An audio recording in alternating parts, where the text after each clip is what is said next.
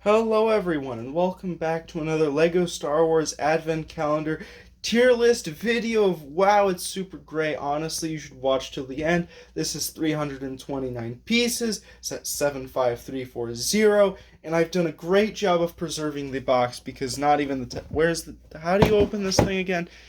Doesn't matter. Honestly, I've built everything already, so it's not like there's a point to it. The worst build is honestly going to be whatever this is. I can't quite tell. It could just be one of the Death Star hallways. It's got a pocket for extra storage for your blaster that they include here, and you've got yourself a little mouse droid, but I just don't know what's going on here is the real issue.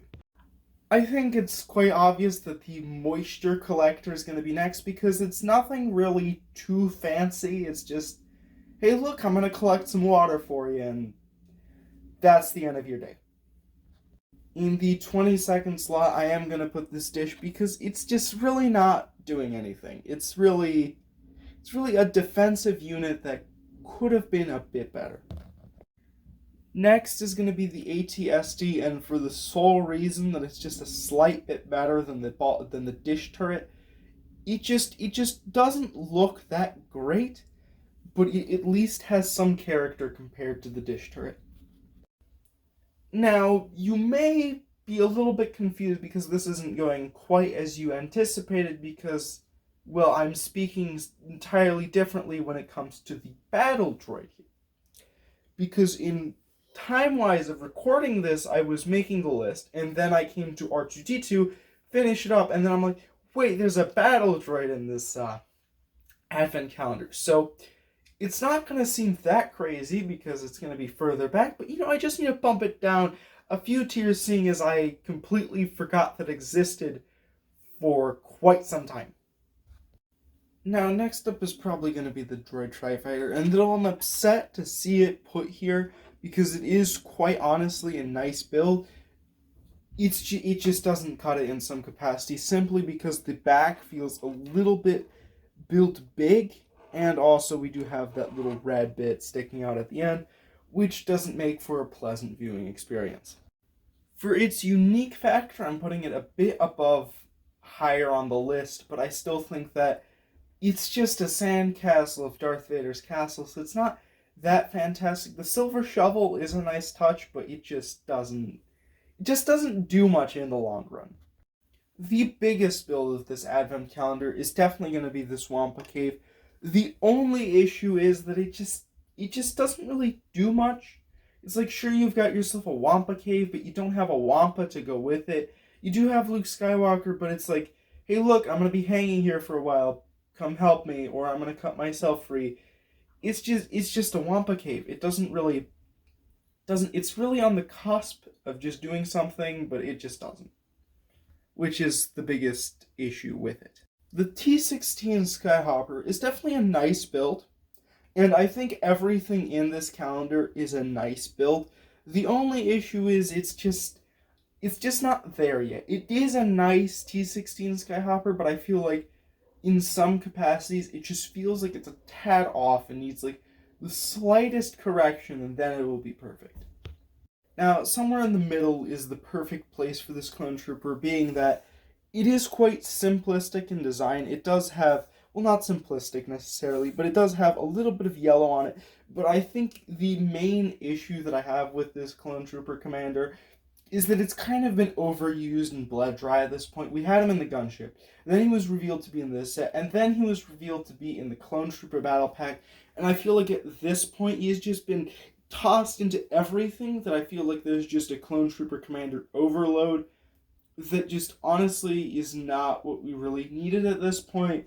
And so for that specific reason, I'm putting him at the middle of the list, not to say that he's a bad character, but because of how much he's been overused for the past while. Then next up, we've got ourselves something quite interesting because we've got ourselves a rendition of the Cantina Speeder, which honestly is quite new and refreshing, because although that wasn't really fully visible on screen because of how big it is, I think it's a well done model and it honestly deserves to be in quite a decent spot. However, it is a speeder, and I think for that reason it's just not as prominent. I feel like if it was a little bit more showcased, but I think I kind of like the subtlety of this vehicle, and so I think it's a good mid-tier area for this calendar. Now, Luke Skywalker could realistically only go so far with his Tauntaun-esque trousers here with the light gray and a little bit of stitch patching, and his snow coat there in the dark tan with white sleeves.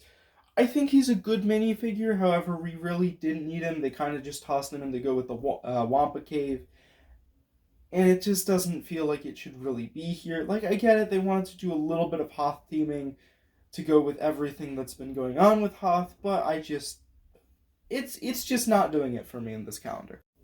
Next, I would probably put this here, Luke's land speeder. We do have ourselves R2-D2 and C-3PO there, and it's a nice design. It definitely has some diversity in the engines because one of them is complete, one of them is damaged, but it's still just another Luke's land speeder. I have the UCS one. I don't really need another one in small form. Next up is going to be the Snowtrooper, and although I have no issue with Snowtroopers in general, I think the redesign is quite nice. We do have ourselves a lot of detailing on this character, but I feel like if I was looking for Snowtroopers, I would have just gone out and bought the Snowtrooper Battle Pack. I still think it's a nice inclusion, but it just feels, just a little plain compared to everything else, because everything is either quite festive or just kind of a nice build. And I think that's the really good takeaway from this, is that the minifigures aren't all on top, because there's a lot of good builds in this advent calendar. Which takes us to another build, because this here Republic era flagship is really nice. I don't remember the name of it, but I think it's really nice. It's a sleek, flat design, but it still looks really good just to kind of have it.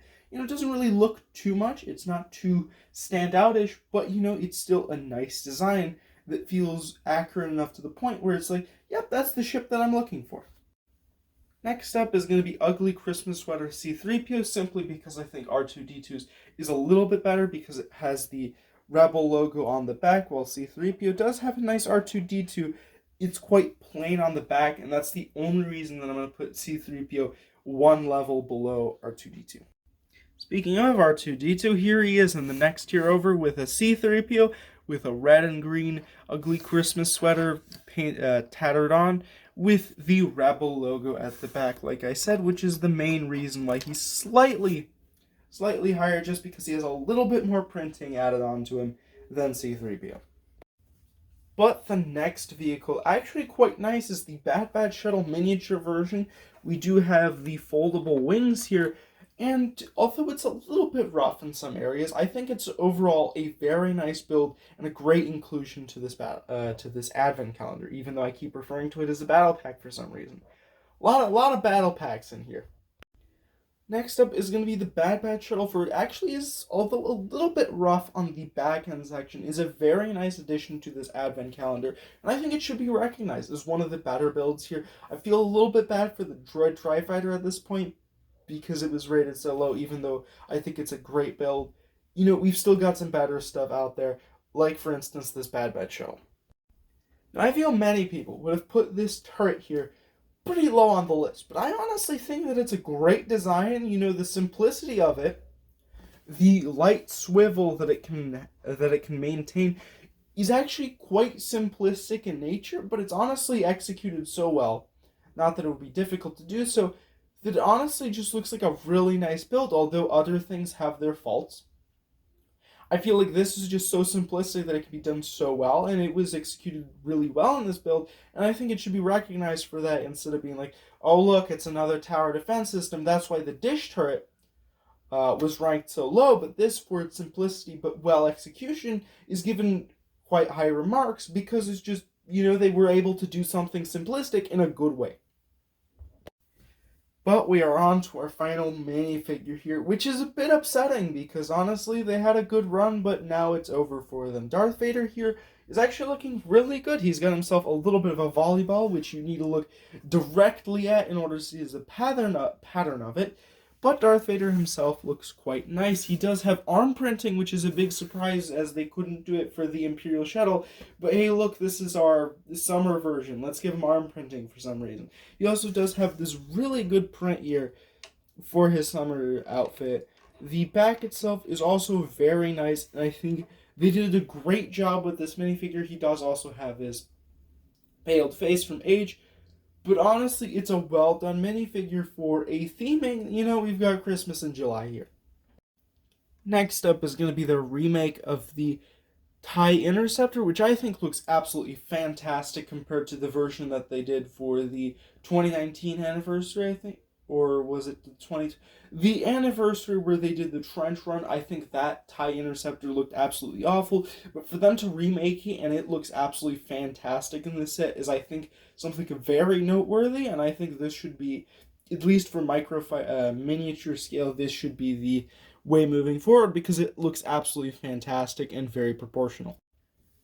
Now, honestly, this Santa Claus Gonk Droid is absolutely fantastic. The red-white pattern looks really good on it, and honestly, as like a festive build here, it's not one that many expect to be quite as good as it is going into it, but I think it's just a fantastic character that's festive to a point, but also good looking enough. It is just a Gonk Droid, but it is honestly a fantastic looking Gonk Droid at that. The B-Wing is actually honestly fantastic and a great inclusion. We haven't had a B-Wing in so long that simply having one in an advent calendar is quite honestly really special. It would be better if we got a full-on set of it, but honestly, it looks fantastic in this miniature format where I have to acknowledge it by giving it second place. But there is a certain gunship craze going around, and I think it should be recognized by putting the gunship as the number one spot here, and I think it's warranted for the sheer quality of this build. I think they did an absolutely phenomenal job here with this gunship, and honestly, I think it couldn't be better here. Maybe we could have something a little bit better for the missiles up top here, a little bit more stability for them, but honestly, a fantastic build nonetheless. Honestly, superb.